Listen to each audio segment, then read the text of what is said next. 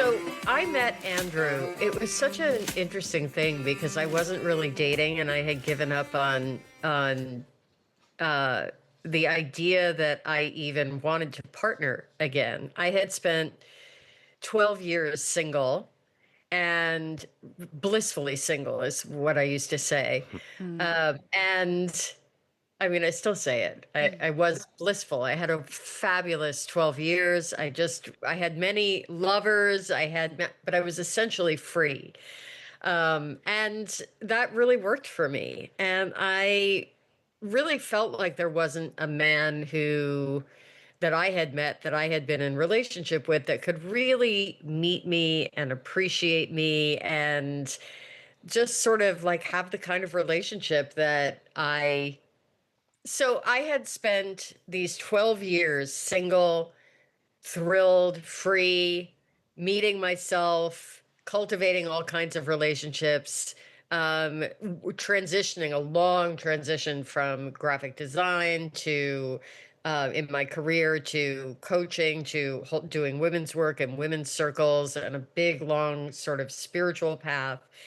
And then I sort of unintentionally, I use that word intentionally, really unintentionally ended up on a dating site. I was helping a friend out. I was trying to find a more appropriate set of men for her to date. She was terrible with choosing men for herself and then complaining about it and wondering why she couldn't meet a decent partner. She was in San Francisco and I was down here, and I Googled and found this website, Zeusk, which I never had heard of before. Mm. Um, and there was a very attractive man, an architect from Orange County, and I just was like, I want to meet him. And so I signed up for like the 9.99 1 month thing and went to bed. Um, and in the morning, I woke up and they said, I got an email. Don't forget to fill out your profile. And I was like, oh, yeah. So I just threw a profile up and then could not find the architect. He was nowhere to be found. And I'm sure that it was like a bait and It was switch. fabricated. Yeah, totally. And I just I walked away from it. And then Andrew reached out. He, just a quick message, saw your profile, how you doing?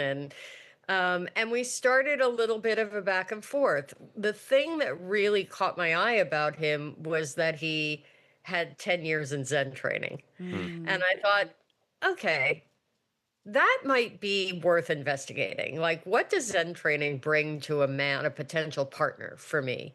Like, I really like that. And we went back and forth, and I was really impressed right away with the idea that he didn't blow me up.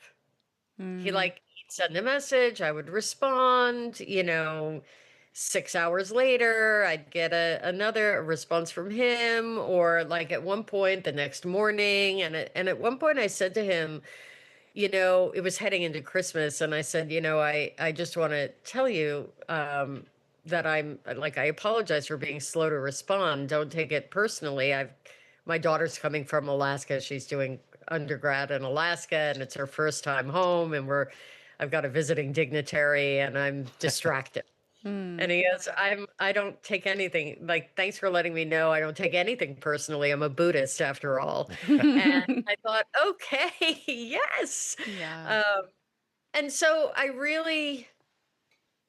really appreciated the energy and the pacing with which he showed up to those early conversations. And it left room for me to feel like there was a sort of a respect and a spaciousness, and we can get into all of that later. But that happened, and we had a 3-hour first date, and I had let him know going into it that I couldn't see him again for 10 days, 2 weeks, 10 days, Something 11 like that. days, something like that, Yeah.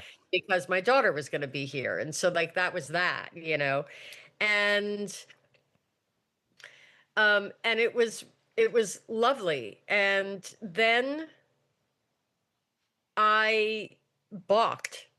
I just, like, I had to really get into a frame of mind where, oh boy, where I really embrace the idea that being loved doesn't have to be a burden. Mm.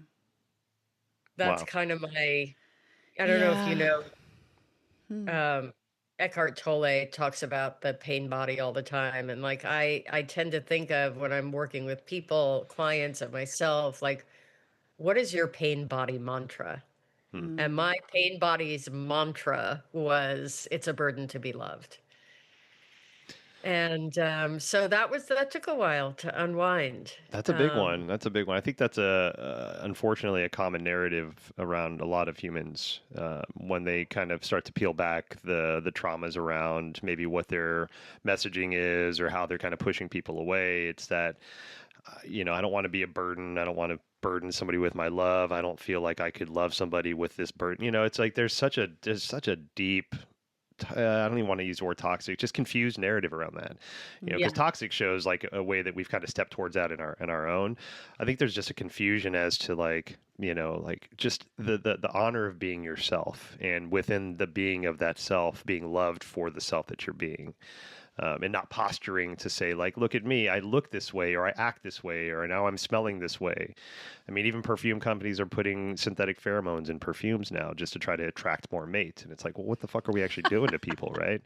Yes. So It's terrible. yeah, I it's very say cancel deodorant, eat well, and let's everybody get high off of natural pheromones. there's a lot of really good information and research around the ability for somebody to be regulated by the smell of a regulated man.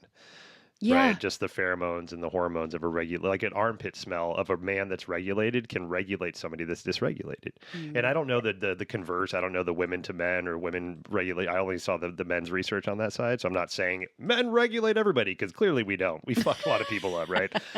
But it's just really interesting that it's just like the natural smelling man armpit smell that we mask and we deodorize and we axe body spray or whatever the hell kind of shit we want to use is very regulating to somebody that's dysregulated, like your child Yeah. or your kid or your spouse, right?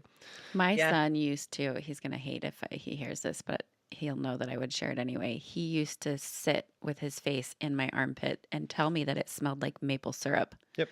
And my other kids were like, "You're disgusting." He's now 13 and does not think that. This was probably when he was like 6. And I remember, I don't remember if it was you, Adam, that shared this. We're going off topic, but for a moment, we'll scroll back in the other direction. That there is, evolutionary. We are evolutionarily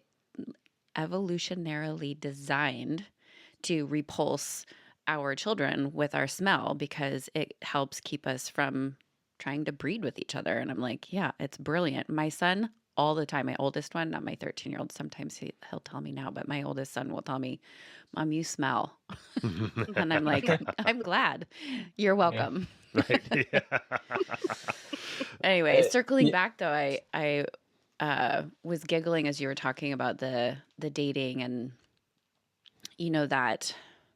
that space between you living and doing life on your own, right? You were a single mother and being in bliss and having that world situated. And so I think about the idea that I think most of us would really benefit from, which is to have the discernment to decide, is this person going to truly improve my life? And, Andrew mentioned that he may have annoyed you a little bit. And I was giggling because I was like, well, at least he's easy on the eyes.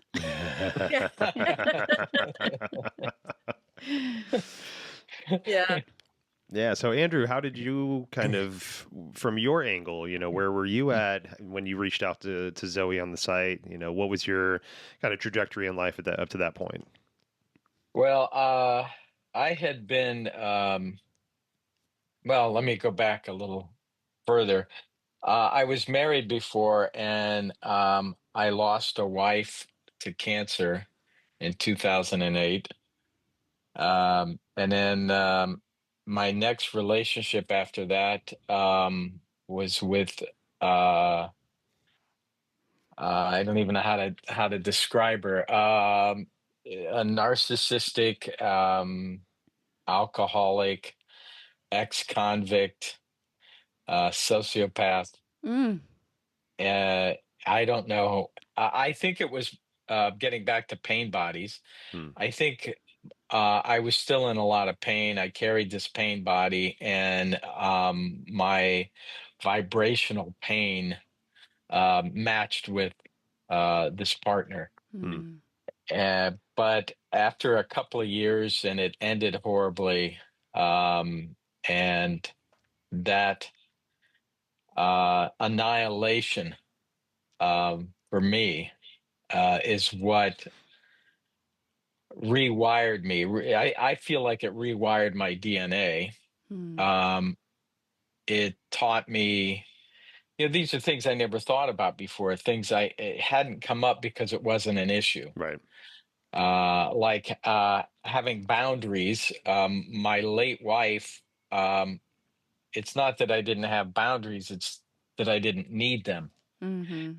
Uh, she had a great respect for my autonomy and my privacy and what have you.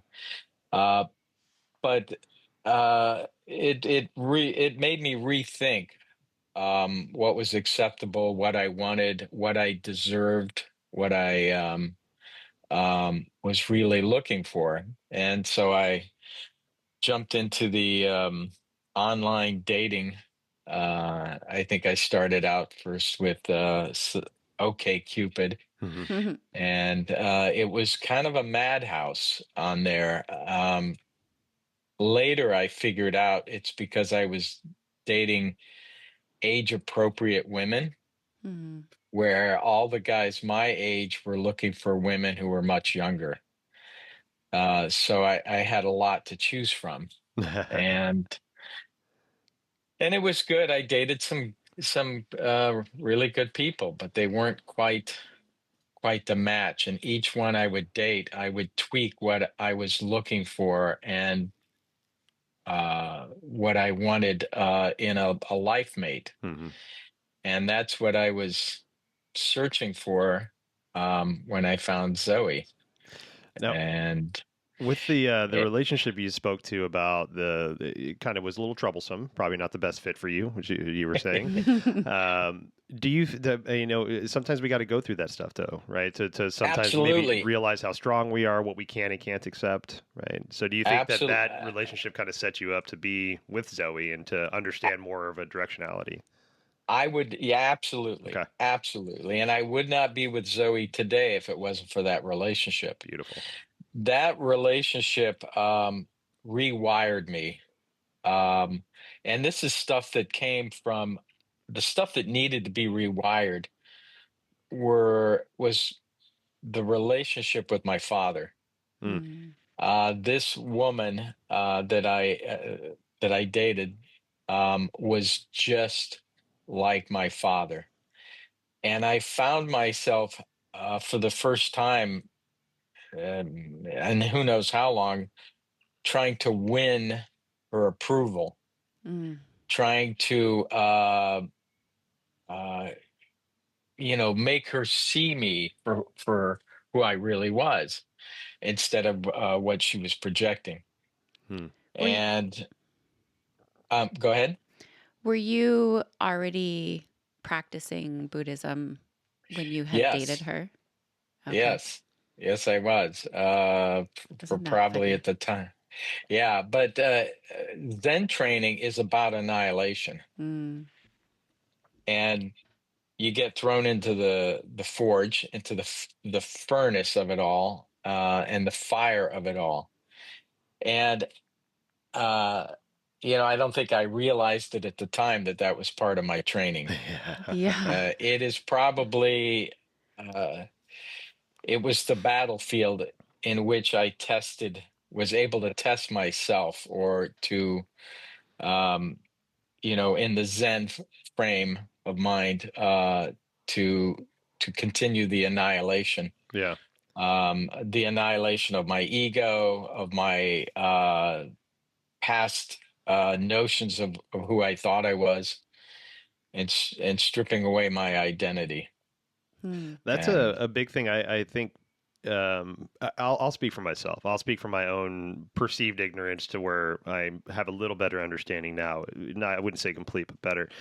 You know, when we start our healing journeys, it's like, oh, cool, everything's just gonna be great now. I'm gonna figure this shit out, right? Everything's cool. But like, especially with something like Zen Buddhism, it's okay. You feel like you've figured something out. Now, here's your opportunity and an option to look at this from this angle Hmm. with person that you know very well. That's a stranger. Here's another place where you can, you know, it just keeps presenting itself to really kind of like understand like what it is about you that's triggering, you know. So it's not this peaceful, blissful, I'm going to just talk to my spirit animals the rest of my life kind of thing. It's Oh, like, oh, yeah, here's your challenge, absolutely. right? You think you got to figure it Absolutely. out, Yeah. here's your challenge. You're Yeah. like, ah, Yeah. god damn it, you know, like everything was great until this gift just presented itself and I was forced to look at it in a different angle, right? Until I realized Yeah. that this person is just a giant mirror. Well, that's why I was Ex- when Zoe was sharing, you know, she talked about, Andrew, how you were taking time and whether it was intentional or not. I think like that time where we can let things like, hey, I've received this message. I'm going to sit with the words from this and I'm going to take my time to respond. I'm not playing a game like I should wait 12 hours or 2 days or now I'm Mhm. responding too quick. It's like, okay, now we're in our heads. Hmm. Right. No, I've Yeah. received your words. I see how they're landing with me. Now I've formed a response because I understand my emotional state that they're in. Here's my words back. No expectation on when you get back. And it's just like that's the reciprocity of life. It's not like, oh, they took 7 hours. Usually 6 hours is my limit on responses for text. Now they're effed. I'm never going to That's talk to them again, you know. too much thinking. I know, right? Yeah. Jesus Yeah. Christ. Yeah. Yeah. Well, the lack of So, eagerness, I think when I think about being in a position where I know I'm a prize, Hmm. I know that what I have to offer is a gift. I want the other person to know that also and have like healthy autonomy, sovereignty, like this sense of self where I'm going to get back to you when it makes sense in my life. And you're going to get to feel the way in which I prioritize you from a healthy perspective. And it's not this like, you know, childish teenage angst where we're still pawning for mhm. validation in that way. And Right. I mean, I'm doing it right now with my 18-year-old. She doesn't pay attention to me for 5 seconds and I'm like, what's happening? You know, and then I'm like, oh, here I am, like fearing the fact that she's growing up and moving away and creating this beautiful life of separation. And it's like, that's where I have to come back to myself and go, oh yeah, I don't need you. So, Andrew, were you practicing Zen Buddhism before? I mean, so you're saying you were a former law enforcement officer. Yes. Were you practicing this while you were a law enforcement officer, or was this something you kind of No. found afterwards? Okay. No, it wasn't Buddhism.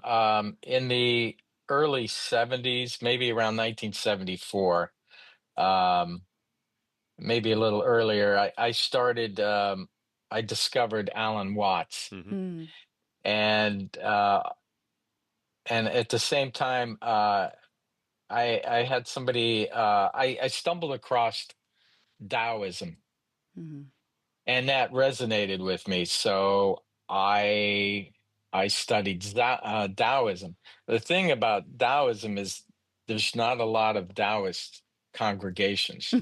I think I've seen one in my whole life. Yeah. Taoists don't congregate, but that was a self-learning kind of thing, which of course took forever. When I got into Zen Buddhism, which is 2020, I think it was 2003 mm. is when I started formal training. And I think I got more out of my Buddhist training in the first week than I had in decades of doing Taoism. Wow. It was like, oh, yeah, okay. To have a teacher, to have Zen masters guide you along the way, makes it can make things easier and quicker.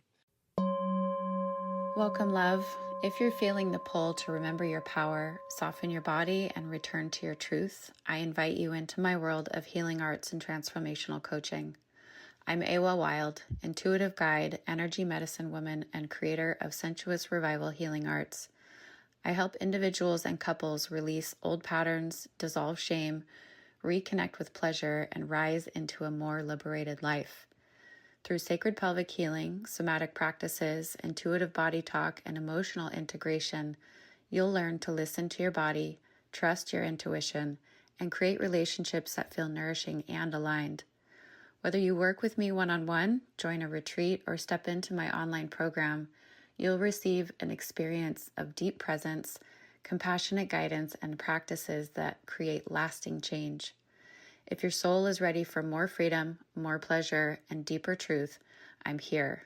Learn more at sensuousrevival.com or reach out directly to begin your journey. Now, for you, what was you just spoke to the teacher in Zen Buddhism? What was the thing that kind of drew you? Was it having an actual teacher in Zen away from Taoism, or what was because I asked that because for myself in my journey, I've kind of floated between Confucianism, Taoism, Buddhism, different forms of Buddhism, from Zen to all these different types. And there are things that I feel like at that point in time I'm drawn because of this thing, and this is and I don't think there's a right or wrong for me. It's like where it needs to be at that point. So what was it about the Zen Buddhism that kind of drew you into that away from Taoism that just made it a little more appealing and maybe a little more applicable to your life? Or The structure, okay. probably the discipline of it all. Yeah. Getting up in the morning and being at the Zendo at 5 or 5:30, doing a sesshin, a week-long meditation where the majority of the time you were sitting on a cushion staring at a wall. And that's a very simple practice, but it becomes very hard. Right. Somewhere in the second or third day, in my mind, I'm going, what the hell am I doing here? This is ridiculous. What was I thinking? The monkey mind is going. There's just a bunch of hamsters on a wheel in my head. It was painful. Yeah. It was painful until I started letting go. And as soon as I started letting go, okay. Oh, I see.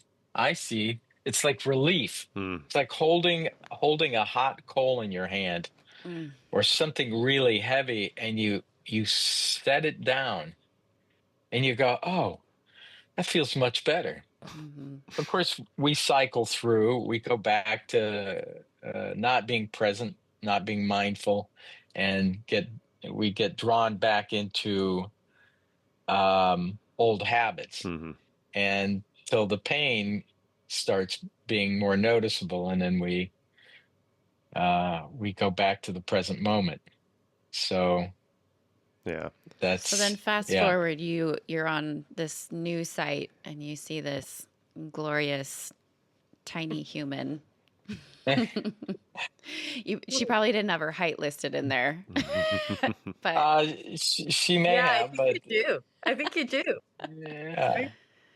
I didn't have a height requirement. My late wife was several inches taller than me. Oh, wow. So that wasn't an issue, but it was cute to see someone I could just pick up and twirl around. So when I got onto the website, the thing that shifted for me in my life through Zen training and through that horrible relationship I was in after my wife had passed away, I stopped seeking approval.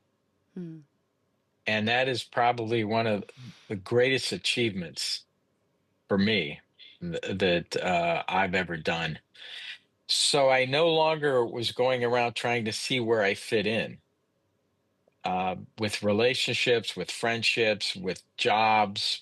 I stopped and I started asking, does this fit into my life? Dating someone, it was no longer about trying to see if I fit into their life or if we fit together, but is this person tall enough to ride this ride? She barely And made that it. that was the well, she's very tall, and Zoe's very tall, in a spiritual way. Yeah. Totally. So she was tall enough, but it was still an audition, Yeah. and uh, I liked what I saw, and I thought, okay, no red flags. Let's keep moving forward to see if this is a good match for us. Mm. And I let it unfold the way it did. I didn't pursue. I didn't resist. We just kind of, slowly, you know, peeled the layers back till we found out we were the right ones for each other. Hmm. I love Well, that. that's a very smooth summary for what actually happened. Ah, Zoe, hit us with the truth, girl. Yeah, yeah. Let's hear your side of the story. Yeah. Yeah. So as you entered Um, in, yeah, how did all this land with you, Zoe? okay. Well, so our first date was right before Christmas. Andrew knows the exact date and the day of the week and the whole thing. He's like one of those people. Like, Mhm. I'm not gonna. It used to be a term, savant for Hmm. that. Like Mhm. people who are probably autistic can have this like incredible memory for the details of dates, and Mhm. Andrew's almost like that. But it was right before in December, end of December, and we had this great date, and then we saw each other, several times moving forward until it got to be his birthday, which is. Um, I won't give it out just because information is so valuable, but it Hmm. was Mhm. the end of February, and so it wasn't that long, and I was just about done with him. And my idea Mhm. was that, yeah, this is a really great guy, and I really like him, but I'm not really like, I'm not really looking for a relationship. Like I'm going to be single my whole life and free. And it wasn't about dating other people. It was avoiding the entrapment of a relationship and the unhealthy behaviors that unfold from there. And so we went on the and I took him out to this amazing restaurant in Santa Monica, and then I took him to Harvell's, which is I don't know if either of you know Harvell's in Mm-mm. Santa Monica. It's an old jazz blues club, and they have burlesque, Oh, and Beautiful. they fun. have this amazing. I mean, they have a lot of different shows and groups that perform there, but um this one group that they have like these sort of like improvised rock guitarists and dancers, Mm. and they feed off of each other. Like you would think that the dancers dance to the music, but actually they're playing to the dancing. Oh Mm. wow. And really special and so cool. And I thought to myself, I'm going to give him the night of his life, and then I'm going to break his heart. Like that kind of sucks. Like I'm going to break up with him. And you know, we go out, we're sitting there, and somehow we're waiting. It's after dinner, we're waiting for the show to start, and we're sitting at a very like I arranged for a table up front, and we order a drink, and we're talking, and he says to me, in context, what he ends up saying is, "This is your audition. This isn't my audition. This is your audition." And I was like, "Oh." And he's like, "I'm really rooting for you. I hope you get the part." That sounds I like Andrew. really I would love for it to be you. But I mean, I knew, and we had conversations, he really wanted a life partner. Like he lost his wife. He went through like, crazy town with that ex, and he had dated a lot of women. And he knew that he wanted to grow old with someone. And I knew that I wanted to not grow old with someone. And so what were we going to do? I'm like, I like this guy, but we have different goals. Mm-hmm. And when he said that, I was like, okay, wait, what? Like, you're not dying to, siphon the life out of me? Like, Mm-hmm. you know, like you have a sense of self enough to not want to, like, um, Get a copy of your project all your key. fantasies about who I am. Say again, Aiwa. I said, get a copy of your key. Yeah, just like, I don't know. It just was sort of like he seemed so balanced, and like he knew himself, he knew what he wanted, he was really seeing me. Mm. And he wasn't like in a desperate state of like, I've gotta get you. And so we had a nice night, but that definitely like kind of woke me up a little bit. And it wasn't too long after that that I was like, okay, I'm not it was like a couple weeks, and we're at the door in the morning saying goodbye, and he says to me, I'm not going to wait forever, you Mm. know. Like I'm actually not really going to wait forever. Like, you need to figure out whether you want to continue this knowing what my life goals are, or whether or not it's time to walk away. And I was like, okay, I'm not walking away from this. I Like, have I'm a not. I have a curiosity. I'm jumping in because I'm like, don't say anything yet. Um,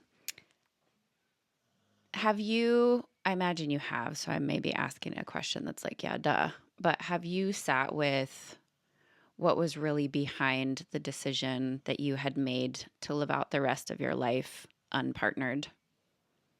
Yeah. Yeah.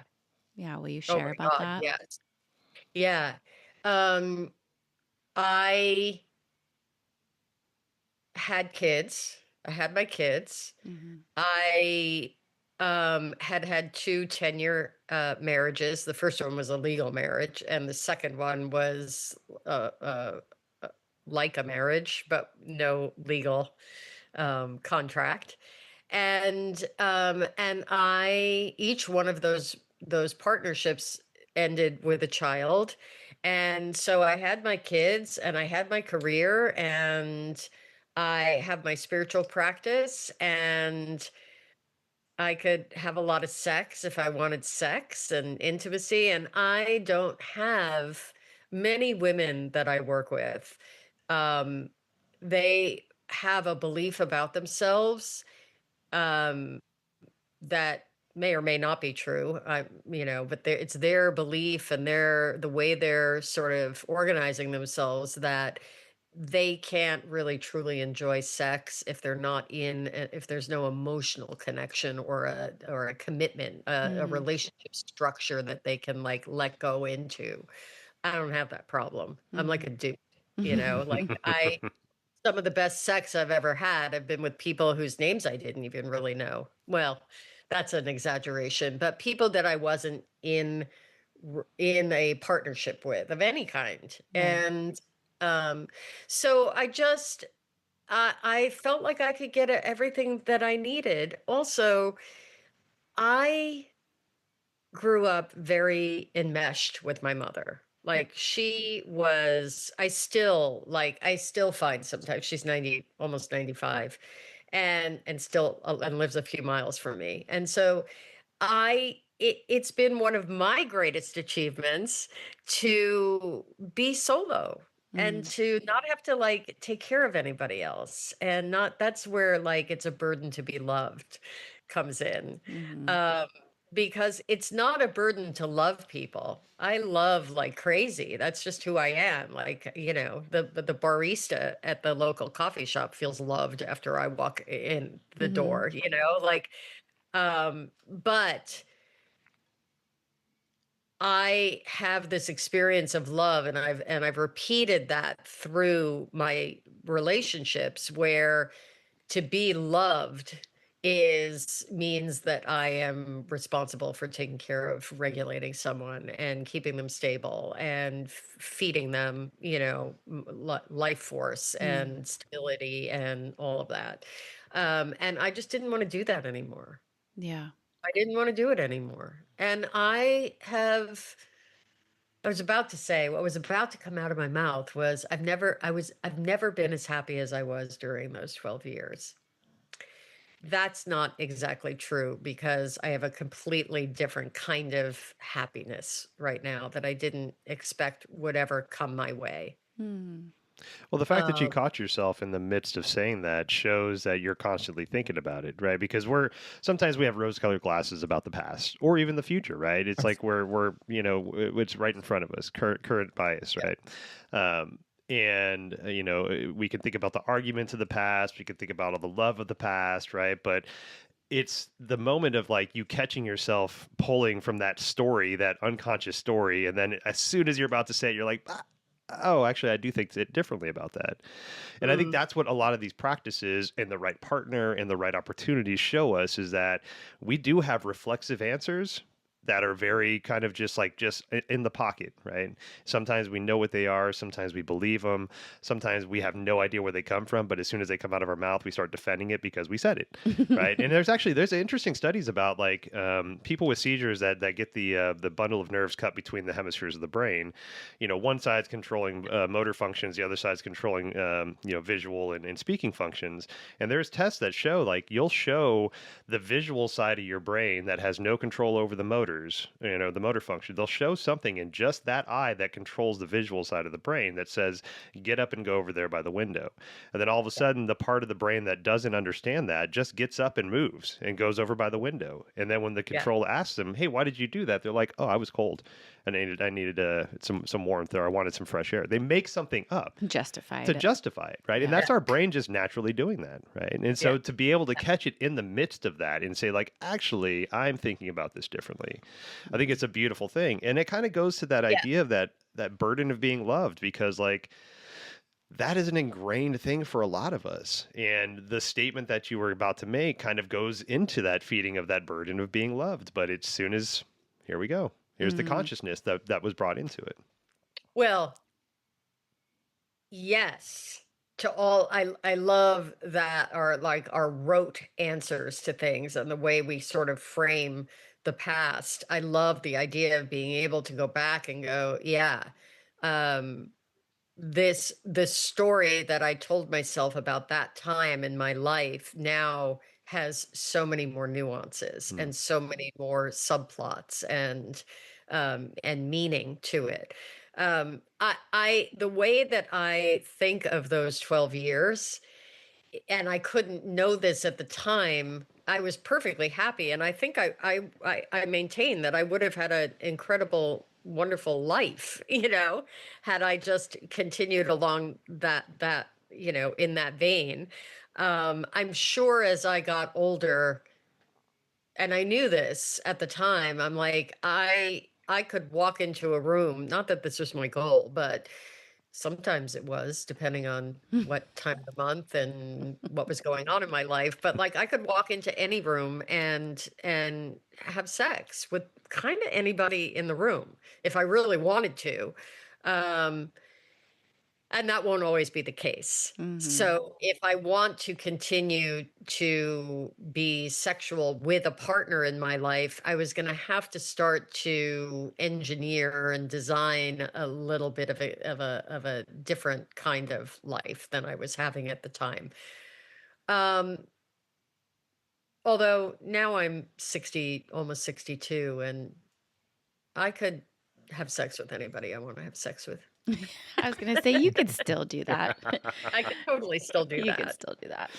So Not There's an age limit though, I think. there you go. I Exactly. think we think there's an age limit. And then as we age, if we hold on to that knowing, there's no limit. Like, I don't know how the experience has been for you, but like as I've gotten older, I've been kind of amazed at how young men are that are attracted to me and want my attention. And I know it's kind of trendy now, right? Like we call perimenopause cougar puberty, and like I've never heard that actually. I haven't heard it either. shut Never heard up. that statement. I would, yes. So cougar puberty is it's the coined phrase that I've been hearing online for perimenopause. And it's like, and here's my explanation of it. And I would actually love to hear your feedback, both of you actually. And Adam, you can chime in too. I just say that with Zoe being that this is part of her profession. My experience as a woman who's aging, and I think I've probably been in some form of perimenopause for maybe even 8 years. I'm in my mid 40s. And when I look at all of the symptoms, I'm like, oh yeah, like I was experiencing that quite a while ago. But I've made up that my eggs know that they're dying and they're getting near the end of their life. And so my cycle every month when I am, I'll air quote here, stable, every month is like, find somebody now and breed. Like the urgency and my my libido can be ridiculous. And I know it because like I'll be with a friend and like there'll be some guy walking down the street and I'm like, oh, he's handsome. And then he gets closer and he's like, he looks like a construction worker that just came off of like 4 days of no sleep. And I'm like, oh my God, my hormones are such a lie. Like it just makes everything prettier and more attractive, and like my body is more of a yes than it. And then when I get to my luteal phase, I'm like, don't look at me, don't talk to me, don't even breathe, stop chewing, can you like the pendulum swings real heavy. But I've come to understand that for me, my hypothesis is men that are in that similar stage of like, I'm here to breed, are then matching energetically with the women that are like, I need to breed. And so it creates this energetic attraction and alignment of which ultimately, if you're at the right place of your life, it just means a lot of really great sex. But going back to what we were saying, or what curbed this conversation, was like, we as women have been told that as we age, we will become less important, less wanted, less desired, less valuable. And I want to call bullshit and be like, if you know your worth, if you take care of yourself, and I mean like emotionally, mentally, physically, like value yourself, your vessel as a sacred temple, I don't care. I mean, I've watched people walk in the room that are in their 60s, 70s, 80s and be like, damn, that person is sexy. And it's because they own their value. And so I just want to say, yeah, I think you could still walk into a room. And I feel the same way about Andrew. Like, and you are both people that I look to, right? Like you're our friends, but also mentors and colleagues to some degree, that like, I look to the two of you as inspiration of what it looks like to walk in a life really owning my shit on both sides, my value and my shadow. And so I would love to hear unless anybody else has any comments on that, I have another question. So when you guys came together, where did it get hard? Like, and I'd love to hear from both of you, because I feel like, what year was it actually when you guys started dating? The official first date was December 20th of 2016. Okay. So that was right before I met you? Yeah, because I went to the next Shakti Fest, was it? Or Yeah. Bhakti Fest? We met at Embody. Yeah, Zoe and I met at Embody, but then the then festival. we all had dinner. Yeah. Andrew was at Embody. Oh. And we had dinner afterward. No, that was after Shakti Fest. No. Oh, no. In Santa Monica. You were there. The street. And I think you sat right across from me, Aiua. That's hilarious. And we talked. We probably did. Yeah. That's so funny because my most solid memory of you was Shakti Fest, and Hmm. then going to dinner after that, and that's when I met Tim Larry's son, and we rocked out to the band there and danced our night away. But Shout out to Pappy and Harriet's yeah, yeah. Yeah.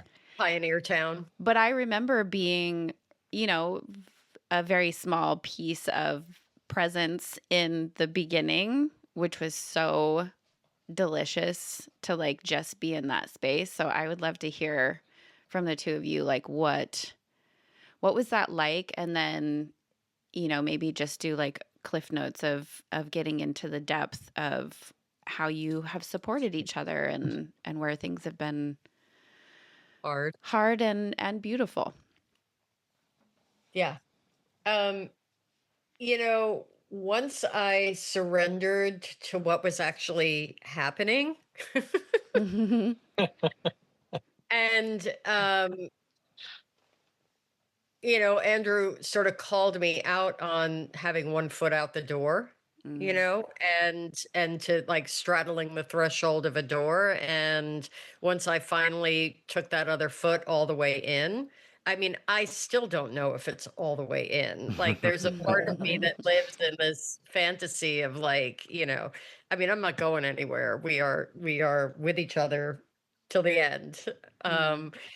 But I think that that allowed it to get really good and really juicy and really like, I mean, we always had that chemistry and that energy, and we were, you know, so funny, and like the sort of spiritual conversations and all of that was part of that magic, and like tons of sex, and you know, I introduced Andrew to tantra, Mm. like deep tantric practices, um and I had, you know, I had sort of cursory knowledge of Zen and all of that, but then there was also, and then I did a deep dive after that, but like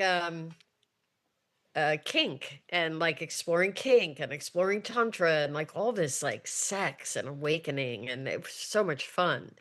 The I think the thing that started to get hard, I don't know. I mean, there's a part of me that wants to say it's never been hard. Has it been hard, Andrew? What was hard? Well, your attitude. uh, no, it there hasn't been. Um, I wouldn't call it hard. It's a learning thing. Mm. When we moved in together, there were adjustments that we're still working on.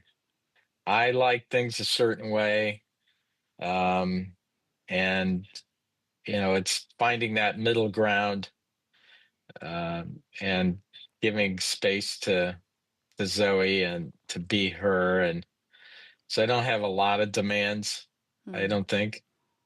Um, Zoe's face. unlike Zoe. Oh, we stop that. You're being sarcastic. Yes, I am.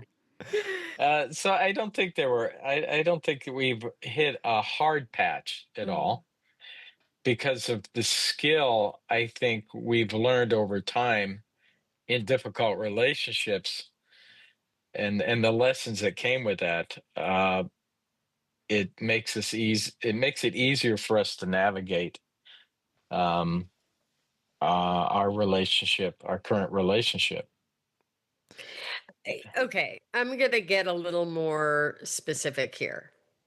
Please. I think what is hard about, we have a lot of sort of circumstantial difficulties, right? Andrew has an injury that impacts his, he lives with a, you know, at any given time a certain amount of pain, and like that can get really hard. And we are, you know, we're sort of stuck in Southern California where we'd like to leave. It has great impact sort of on our financial, you know, situation. And we're stretched very thin, and I'm still working like crazy and like carving out time. And we don't love the home that we're in. Our physical environment is sort of a bummer in some ways. And so there are circumstantial stuff, and how we navigate all of that can be bumpy and rocky and stuff. But we have practices, Mm-hmm. Andrew and I, that we have in place that keep us going, that work for us, that fortify the relationship. And we also met at a certain time. We met in our 50s. Mm-hmm. So we are looking to each other for different things than when you're raising kids together, or you're, forging a career together, or, we met at this sort of golden time where we didn't need much from each other. Yeah. Um, and so that is to our benefit. We're not healing wounds that we caused each other in our unskillfulness, 10, 20 years ago. Right. So many of my clients are in that position where they're trying to recover from stuff that's old, and it's hard. It's W- hard. w- we did all of our damage in other relationships. Yeah. And so this time it's a lot smoother.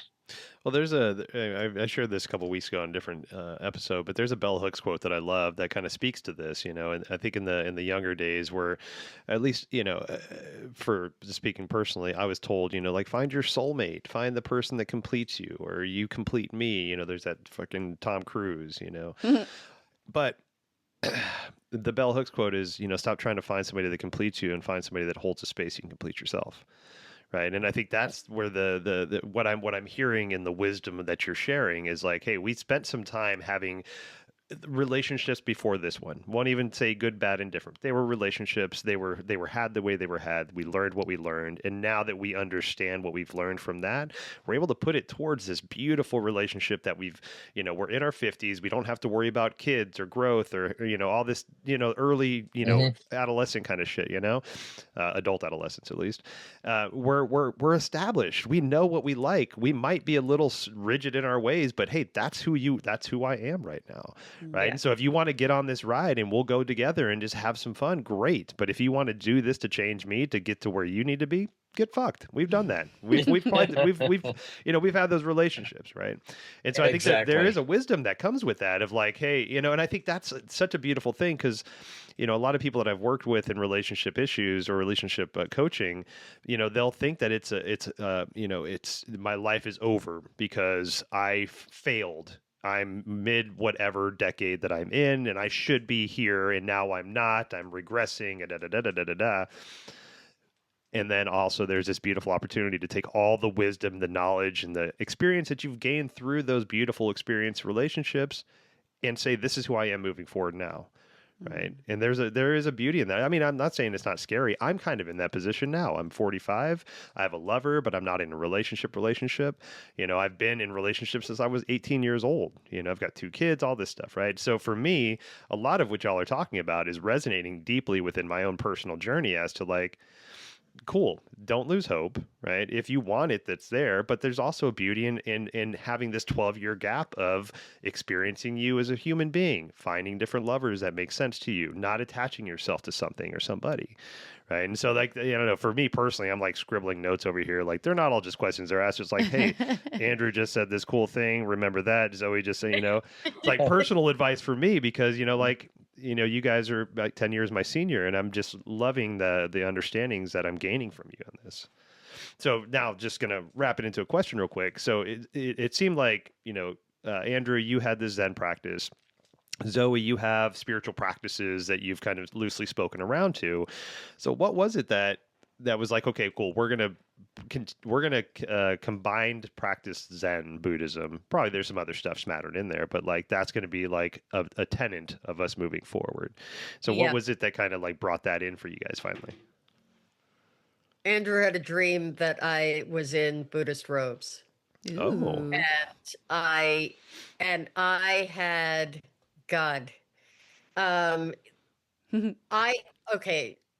So Andrew mentioned discovering Alan Watts. It's something we have in common. I used to listen to Alan Watts's talks on my clock radio.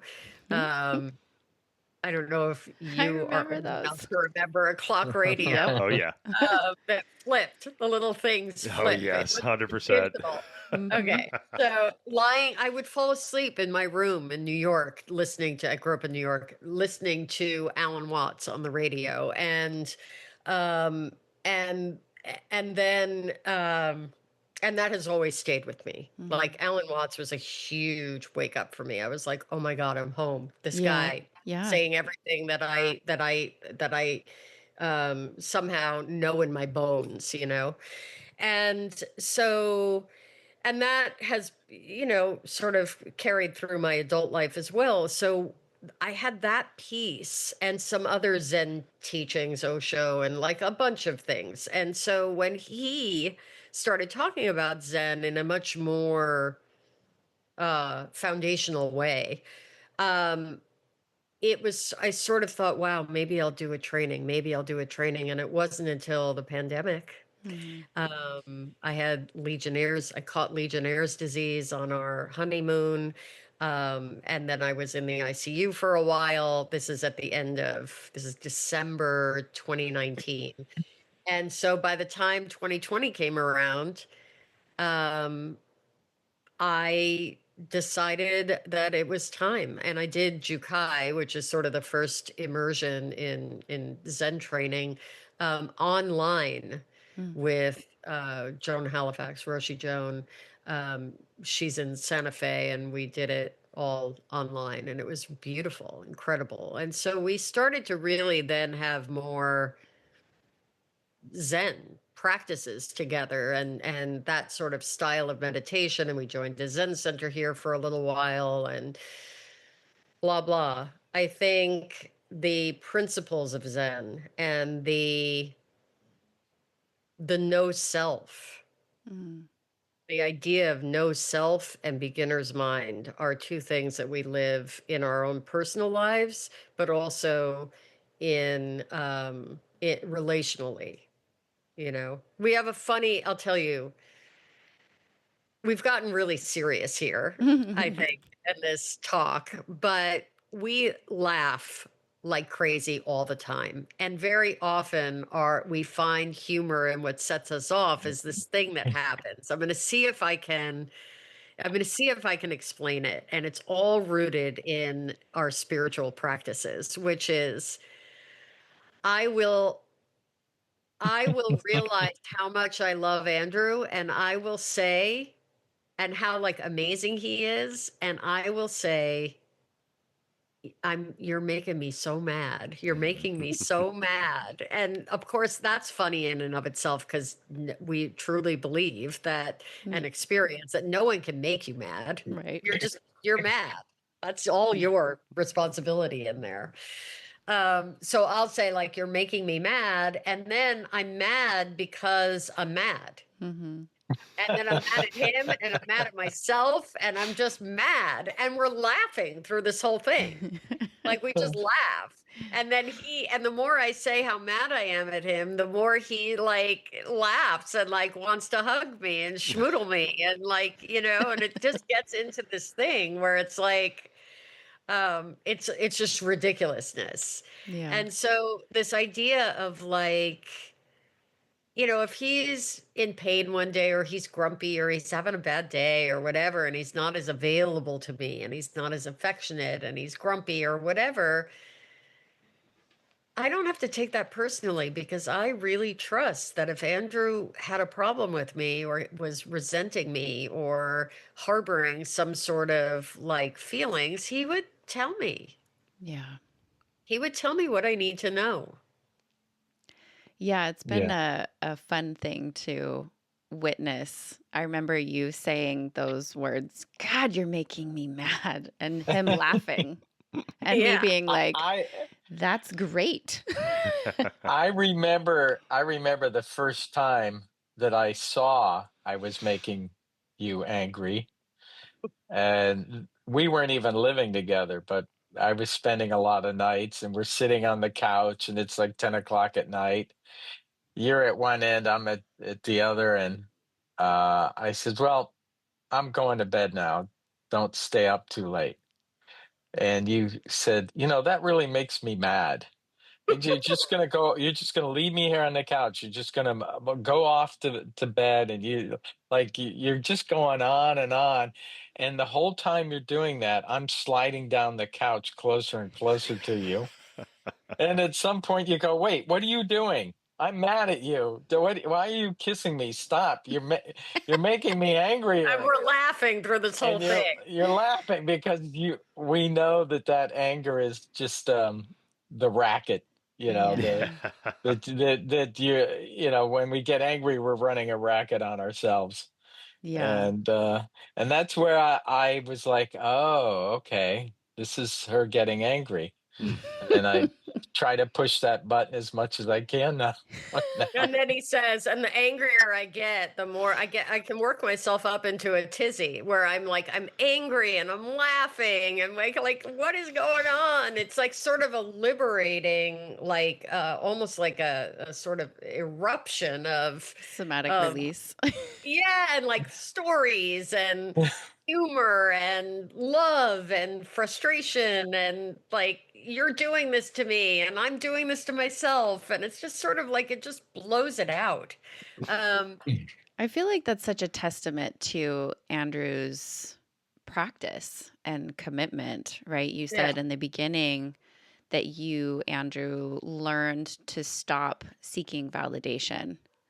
Hmm. And in that, what I understand, what I think most people, when you hear the phrase like "I stopped seeking validation," it's like I've stopped looking for someone to give me my worth, right?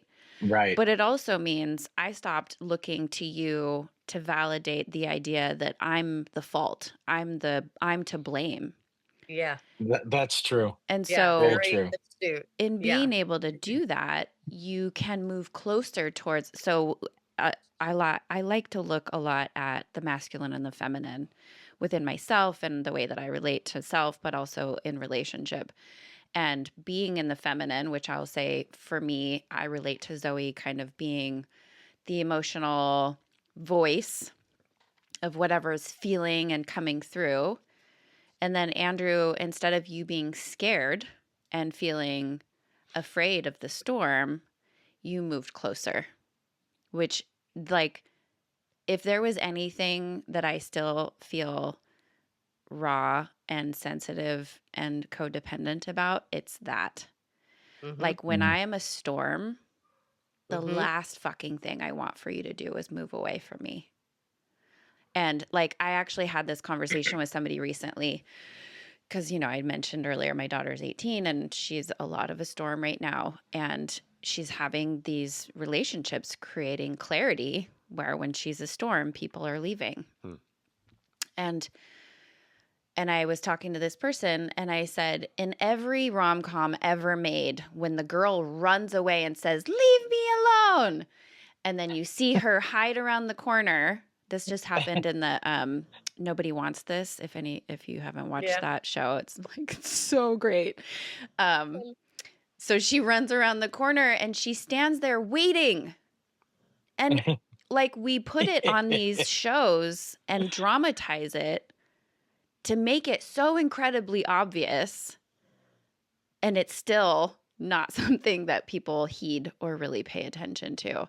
And yes, there is a responsibility on her part and his part. Like as a woman, it is my responsibility to tell my person, I need you to move closer. And it sounds like the two of you have created that dynamic where Andrew knows when Zoe says, "You're making me mad," what she's really saying is, "Please come closer." Yes, that's Yeah. so true. Yeah. And speaking of the storm, uh, women, I've said this before, men are testosterone-based life forms with logical operating systems, and women are estrogen-based life forms with emotional operating systems. And this is not, I mean, it's a generalization, but there's no right or wrong to any of this. Mm-hmm. This is just the nature of things. And the best thing that I can do, um, is to let Zoe be in that storm, to be, she's the kite dancing in a very stormy sky. Somebody has to be at the other end of that string, and to keep her grounded. Yeah. And for me to get all emotional and get up there in the storm with her doesn't do either of us any good. Yeah. So that's why I try to be the calm, so that she can dance the full range of her emotions, in the stormy sky. There's some research I just read yesterday actually about cortisol levels in arguments between men and women, or within men and women. Not doesn't have to be between men and women, but how the cortisol levels remain active after the conversation is done. So, and this is generic study, but within men, it's about an hour to maybe 90 minutes after the conversation is done. Cortisol levels go back to normal. So cortisol is that stress hormone. It's unfortunate. It's labeled the stress hormone. It's a lot of other stuff, but it kind of hits that stress level, right? Now for women, it's 24 hours, sometimes even more. Right. So after that argument is done and the dude has had time to go, and even, and Andrew, I'll even use you as an example because of the Zen Buddhist practice, right? So say an argument happens, one of my practices, hey, I just got charged. I need to go get my shit straight. So I'm going to go sit for a minute. Right. And so within that minute, 5-10 minutes, whatever, my body's coming back into regulation because of the practice I have, but also because of the chemistry that my body's made up of. But within a woman, and so I would finish my meditation after arguing with my ex-partner and then go back and be like, hey, what's up? How's it going? She's like, get fucked. I fucking, I'm still pissed. And I'm like, hey, what's going on here? Hey, I thought we were cool now. Are we good now? And so there is that level. And so that statement that you made, Andrew, about being that person on the ground holding the kite string so that Zoe can dance, that's the way that the body chemistry has to happen for her to process that cortisol level. And if we cheat it, we know on the back end that when we cheat our brain chemistry, we get fucked in the back end, right? If you're taking melatonin to go to sleep, you're probably going to not have the best day awake, right? Because those hormone levels are getting really jacked up. And so for you to force, or for somebody to force Zoe back down, hey, pull that string back in, calm it down, Zoe. It's been 2 hours now. No, let her dance, because that dance is going to allow that process to naturally manifest. And then you're going to be just that much healthier on the back end of it. Right. So instead of like white knuckling this, like, no, get back to reality. No. Go dance. I'll be down here. We're all good. We'll meet when you're done. And not to say one's bad or one's good. It's just the process allowing it to be. The storm has to play out. Yeah. It's like a regular storm. You batten down the hatches, you hang on, and eventually the wind dies down, the rain stops, and sun comes out. But you can't force it. I'm curious what it looks like when you have a storm. It's like Godzilla trampling a small village. I just pictured you like grabbing little Zoe. I haven't seen how tall Zoe is or not, but if the monikers of stature are true, then it's like you just grabbing Zoe and you're like playing a handball with helicopters and shit.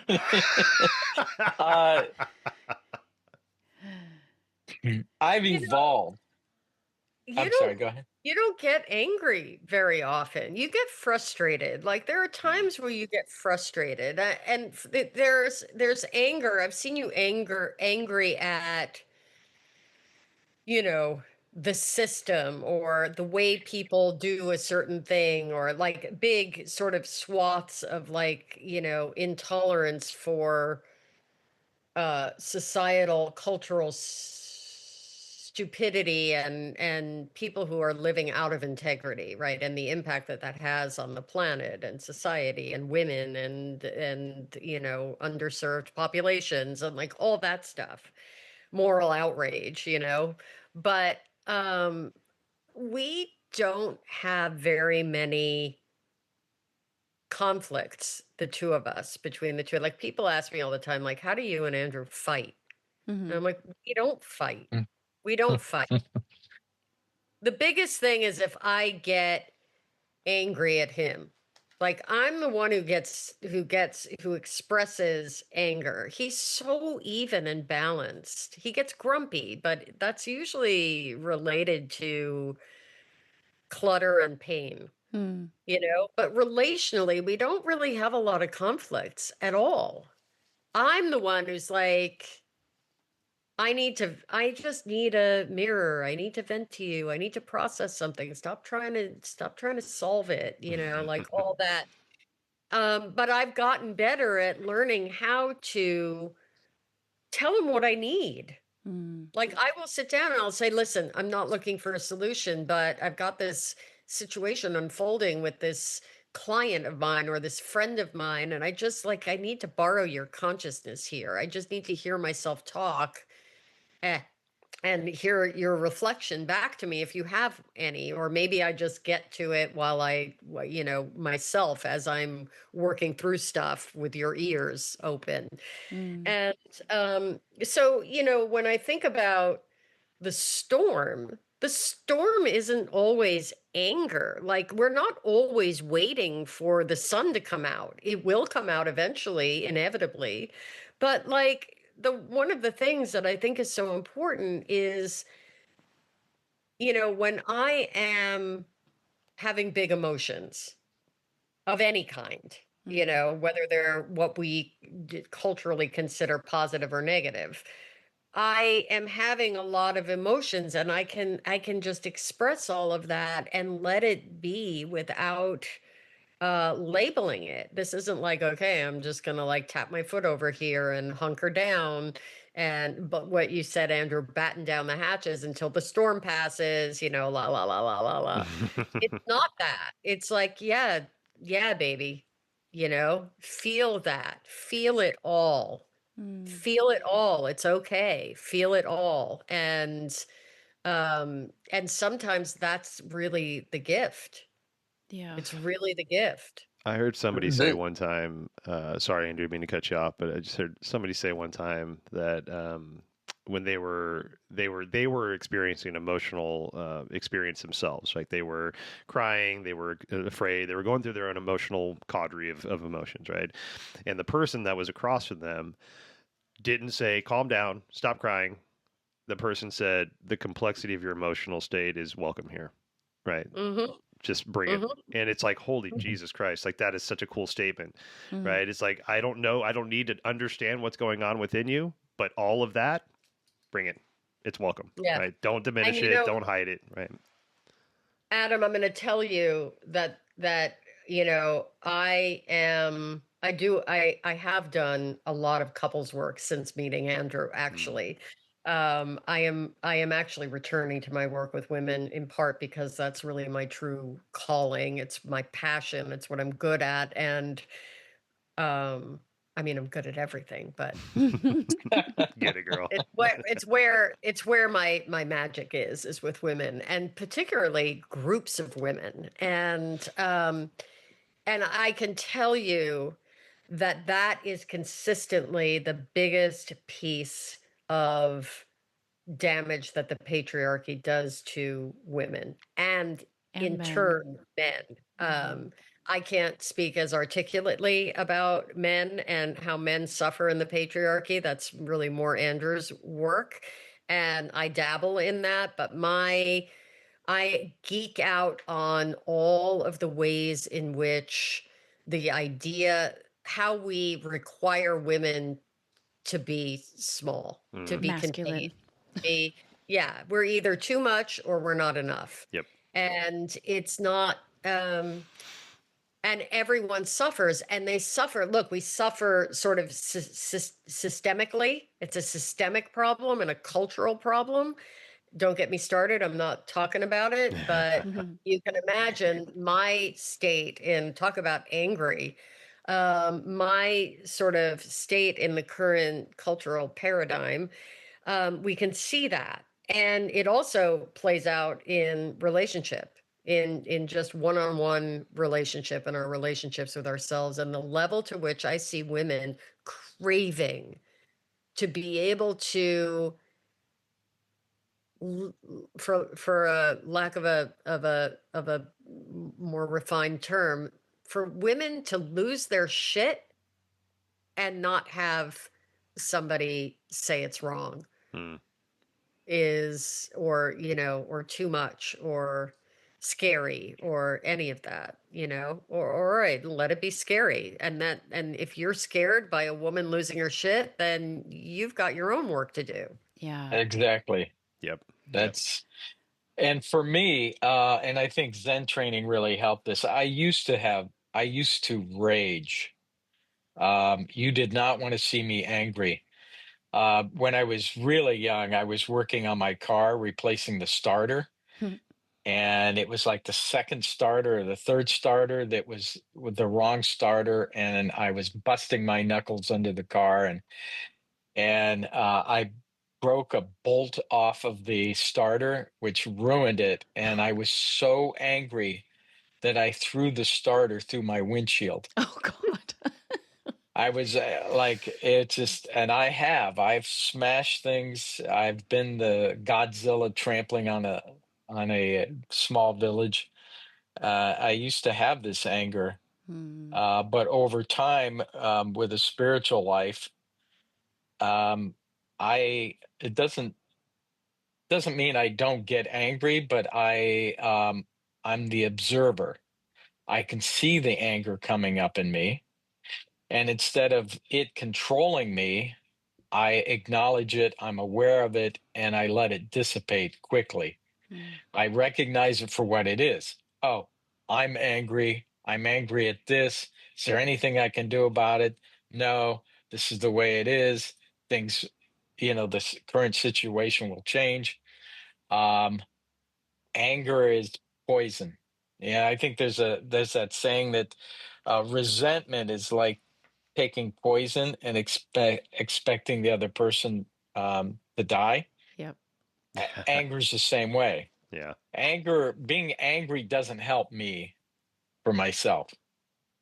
There's a You know, beautiful quote that I love, and it's I think it's Brene Brown that I heard it from. But you know, deal with all behaviors are okay, all actions are not, right? Or and so it's yeah, like we deal with our behaviors so that they don't become You these mean feelings? feelings. All Sorry, feelings are all feelings okay. are okay, all behaviors are not. Excuse me. Thank you, Yep. Aiua. So all feelings are okay, all behaviors are not. Because when we deal with that feeling of fear that it comes up, that Andrew was saying, like, and we don't just stuff it down and be like, I don't have time for fear, or I don't want to give breath to fear, then it sneaks around and becomes some shitty emotion that you're going to have to deal with. Zoe's going to have to deal with. Everybody in your life's going to have to deal with because you didn't give it that time to breathe through it, to hear the message, to understand what was actually being said. Right. And so, like, when we can create those practices around ourselves to feel the charge, to understand at least as much as we can at that point, and even if we have to come back to it later, at least we're consciously saying, hey, I'm going to come back to this when I have more time, instead of just leaning right into that first emotion. Right. And it's just like, shit, now I'm an asshole. Mm. mhm. It's funny I because, feel the yep, go Zoe. say it, I was Awa. like, Say it. we're both looking at each other, nodding. Anger is beautiful. And Sacred. really, really, yeah, sacred, really important. And what I heard Andrew sharing is that he's learned how to process his anger in a way where he's not popping off and becoming the Godzilla who's throwing a starter through the windshield of the car. Yeah, Like where I've been sitting with, especially with the current climate of what's going on in our nation and world, is where does that anger really come from? So I grew up really fucking angry, and it's still there. And what's different for me now is the way that I relate to it. And it's more of like this Kali energy where, like, I am here to light shit on fire, to burn down what is no longer needed. And that's, whether it's this attachment through the ego and the story, right? And oftentimes it's this personalization of the situation, of the circumstance, which elicits the anger. But this morning I was on a walk with my dog, loving this beautiful weather that we're weirdly having right now in the Pacific Northwest. And I was thinking about like what we refer to as like the uprising. And that can be individually, like the uprising of anger within myself. And I realized like it's usually through this suppression, right? So most men that have taken the swing to the other side and become people pleasers. And this is, it's not just men, it's women, it's everywhere, it's in all genders. But like we have all become this like passive species because we haven't learned how to understand what's actually beneath the anger and process it. The anger is just a flag that it's the white flag within you that's like, hey, are you paying attention yet?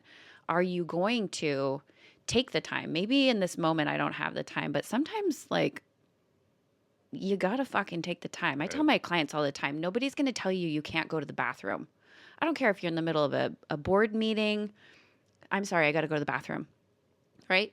Take the 5 minutes to go sit and be with the feeling and look at. I was told and taught in one area of my training for a long time that anger is projected guilt. I was on board with that for a long time, and I still think that it's relevant in a lot of ways. But what I'm now looking at is how anger is here to show me what I'm trying to protect. And so it gives me opportunity to look at, what am I trying to protect? Right? Like right now, I'm really angry with what's going on in the world because for some people, it's the first time that we're having to be faced with some really radical truths that are disgusting. And there's a lot of us that are like, yeah, we've been yelling about this our entire lives. Like, and this for me is mostly relevant because I was that child. I was the one that was acting out and screaming and kicking and causing problems and peeling wallpaper and fighting other children and bullying because there was abuse happening. My anger wasn't something that was supposed to be put away. It wasn't something that was supposed to even be processed so that I wasn't becoming Godzilla. I was being Godzilla so people would pay the fuck attention and ask the questions of like, come closer to the storm, right? But what ended up happening was everybody just moved away from the storm. Yeah. And, you know, I'm not pointing fingers or blaming. I understand that capacity plays a huge role, but I think that is essentially maybe a deeper theme that we're talking about between the two of you is like you both spent a good amount of time learning how to grow your own capacity so that you could show up and tend to your own storms, but then co-regulate and help each other walk through your storms so that you can be present in your life with yourself and each other. And that is so beautiful and also rare. Another thing about anger, and that you can look at it this way: anger is a secondary emotion. Right. And I don't remember where I heard this, who said this, but there are two primary emotions: love and fear. Mm-hmm. And so you can look at under fear, there's going to be all kinds of secondary and tertiary emotions. There's hate and anger and frustration and just all the stuff that goes with that. But when I get angry, in the past, when I got angry, it's like, what am I angry about? Somebody cuts me off in traffic or takes a parking space that I had intended, that I had already developed an attachment to, that, oh, I'm going to get that parking space. And then somebody cuts in there and takes it. Now the ego feels diminished with that. And so, my ego will say, oh, I lost that parking space. This is a lot of it's subconscious, is that I lost something. Something's been diminished. I didn't get what I want. And that is fear.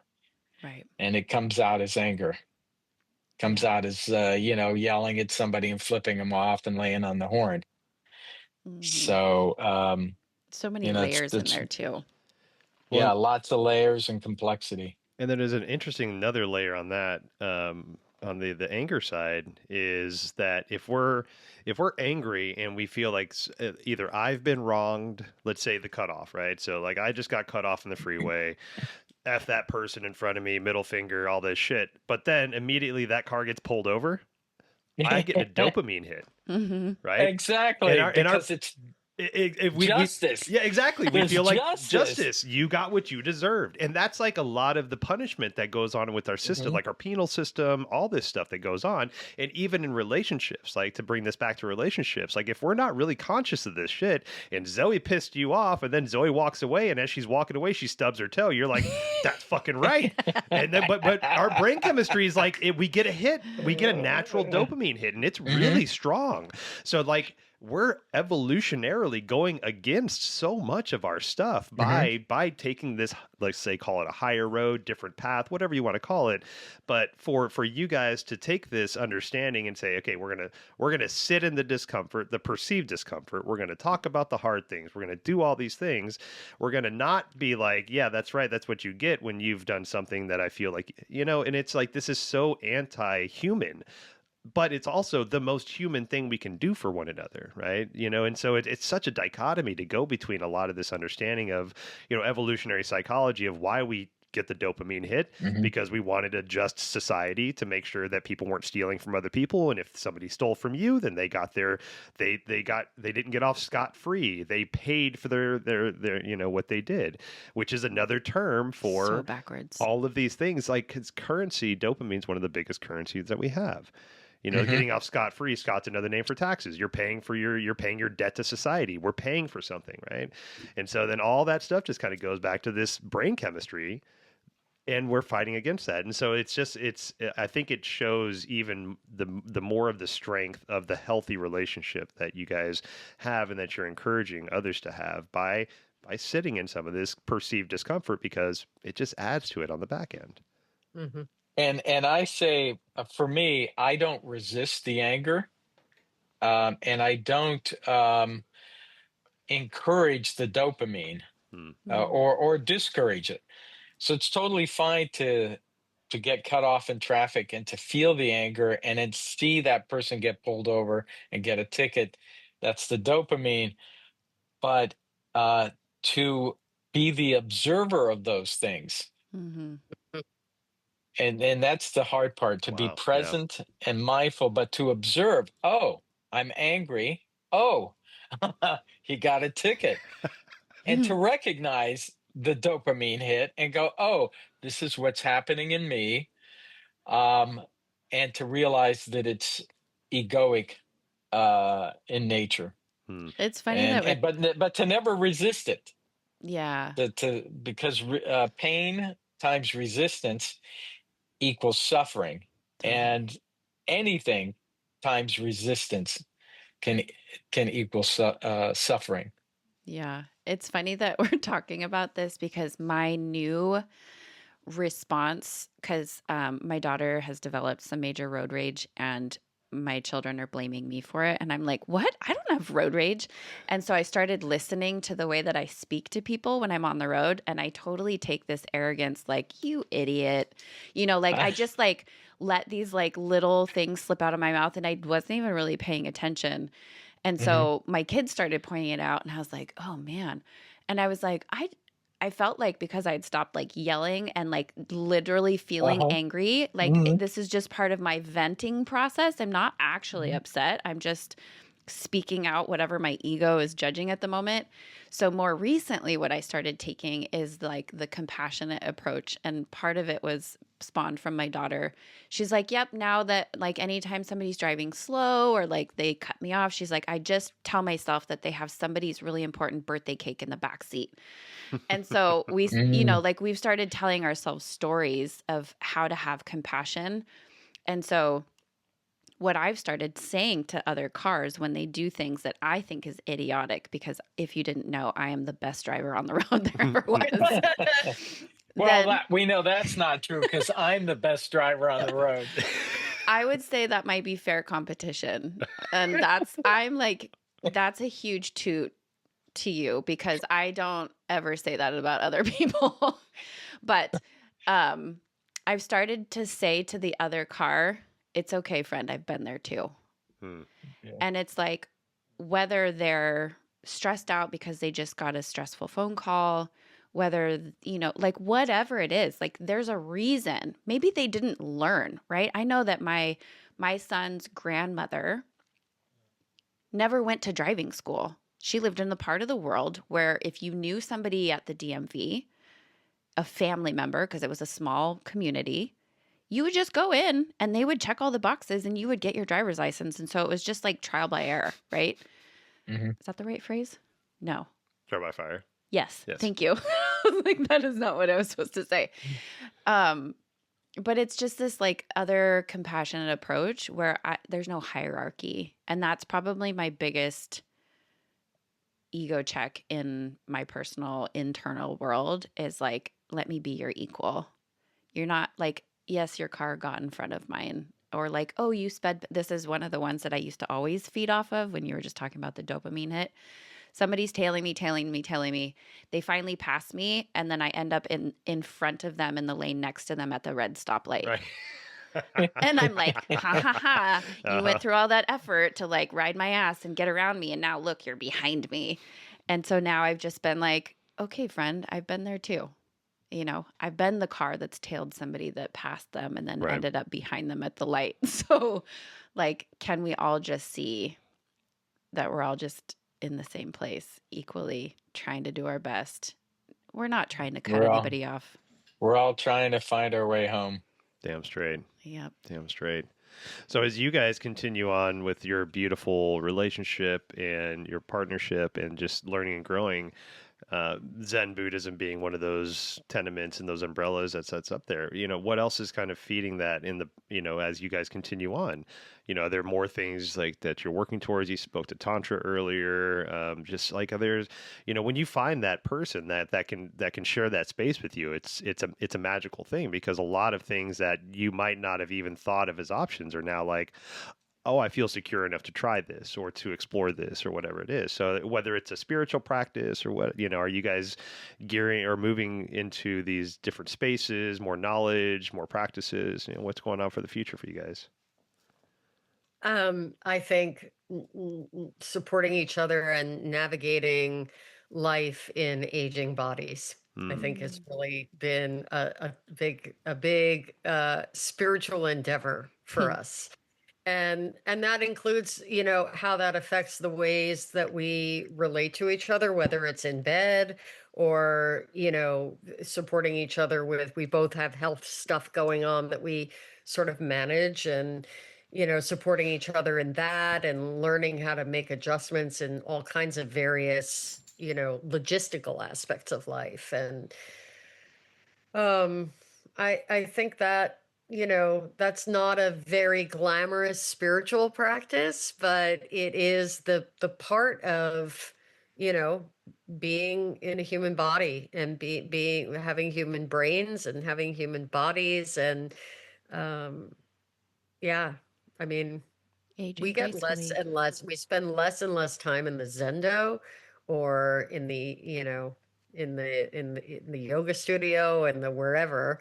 We spend less and less time in those spaces and more times sort of in a world that combines our sort of humanity and our divinity all at once. Yeah. Mm, I That's love that. The Zendo is where we get our training.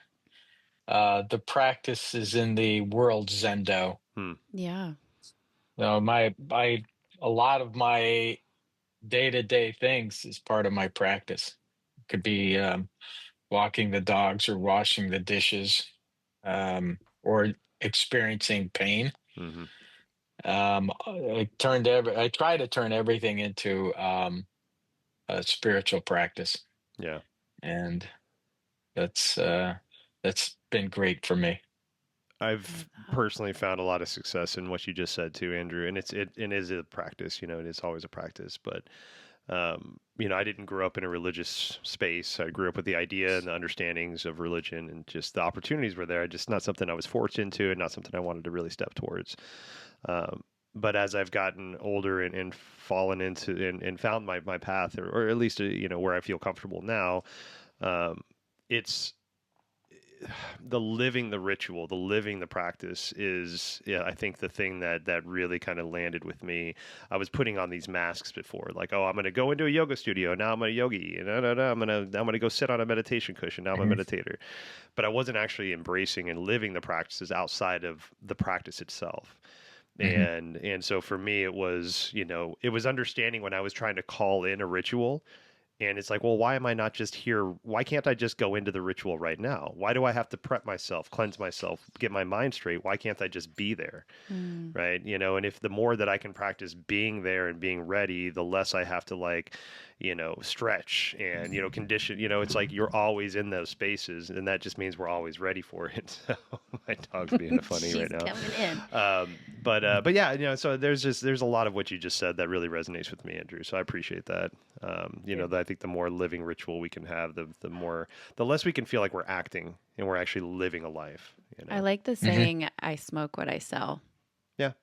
It's like, Oh, you I like know, that too. it's just, yeah, the living ritual. Like already my brain's like, I want to create a like training and within that, because I think what I'm hearing all of us speak to is we've all spent a good amount of life investing in these trainings so that we could reach this latter chapter and really learn how to integrate it into our living and being. And that it's not just this like thing that we put on our calendar for an hour a week to drop in, but it's who we are. Yeah. Exactly. Yeah. Well, we are just honored to chat with you guys. Is there, I know, Zoe, you've written some books. Is there anything you guys want to speak to about like maybe how to get in touch with you? If there's any kind of follow-up stuff people want to get into? Yeah, I mean, for now, I think Andrew's in transition. I'll let him speak to that. But I think you can find me at zoecores.com, and you can reach Andrew through me until he's sort of reorganized and launched. And zoecores.com. Radical Um, intimacy. Radical Intimacy is the book. Radical Intimacy: Cultivate the Deeply Connected Relationships You Desire and Deserve. Mm, And that's wherever you buy books. You can go into a Barnes and Noble, or order it on Amazon or bookshop.org, or wherever you buy books. So, yeah. And yeah. did I hear a rumor you're working on another one? Uh, I was going to write more of a memoir, and I put that aside, and I'm sort of creating a thriving retreat, women in midlife retreat business Mm, platform. So we'll see what happens with a book. I'm not done writing, but I'm allowing something new to come through me, and I put the memoir aside. yeah. I love that. Yeah. Well, thank you guys And for coming. Oh, yes, Andrew. oh yeah. And for me, I put my coaching practice on hold. I'm not looking, but I need more qualified um, clients. Mm, Uh, I I won't coach anyone who isn't going to do the work, yes. There you go. Hausch. and that's it. If you can show up and you can do and the work is pretty basic, and if you can't do the basic work, if you can't meditate 5 minutes a day, if you can't come to a complete stop at all stop signs, if you can't do the little things, I'm not interested in working on the big things with somebody. It's like Yes. people want some big magical, well, just give me this thing or this technique or that. I'm like, no, you got to start with a spiritual, strong spiritual practice. Yeah. And so if I run into somebody who's willing to do that, I'll coach. I honor that so much. I think there's, and I'll speak to myself. I think in the beginning of my practice, I was looking for the magic pill, right? And now, I see it now in the people that I talk to, of what you're kind of speaking to, Andrew. And, it's hard not to it's hard not to for me to make an opinion about that, but I understand that everybody's where they are and all this stuff, and so with the opportunities for like plant medicine journeys and the amount of people I've met for the first time, and it's like, hi, my name's Adam. Hi, my name's Starfeathered. I've done 76 ayahuasca journeys. It's like, okay, wow, we're just going straight there, aren't we? Okay, cool. Like, you just tell me, okay, right. So, and but it's like this badge of honor of all the things that we've done, and it's like, no, just be. And then you see them pop off at the barista because they gave them the wrong drink. You're like, cool. I love that saying, like, everybody wants to drink the tea, nobody wants to wash the dishes. I love that. Yeah, that's beautiful. Yeah. There's many paths to enlightenment, and the way I look at it, it's like a big wagon wheel. Enlightenment is that open center in the middle, and the outside of the wheel is the world. But as you travel along the path toward the empty center, those paths get closer and closer. Yeah. And it doesn't matter which path you're on. Yeah. Which spoke you're on. It's getting into to oneness and enlightenment. And that is in the present moment. Okay, I'm going to get on the breakfast spoke right now. Damn straight. My spiritual practice is going to be some scrambled eggs. Yes. Love it. Well, thank you guys. What a beautiful way to end it. I appreciate y'all so much. Thank you. Yeah, we'll definitely chat soon. Thank you so much, guys. Yeah, it was great. It was great to be here with you guys. Thank you for listening. Remember to like or subscribe to the podcast on whichever platform you're listening to. And if you found this episode helpful, please comment or share it with a friend. Check out the show notes for links to get in touch with myself, Aiua, or our guest. Thank you so much. We'll see you next time. This episode was recorded, edited, and produced by Adam Reel.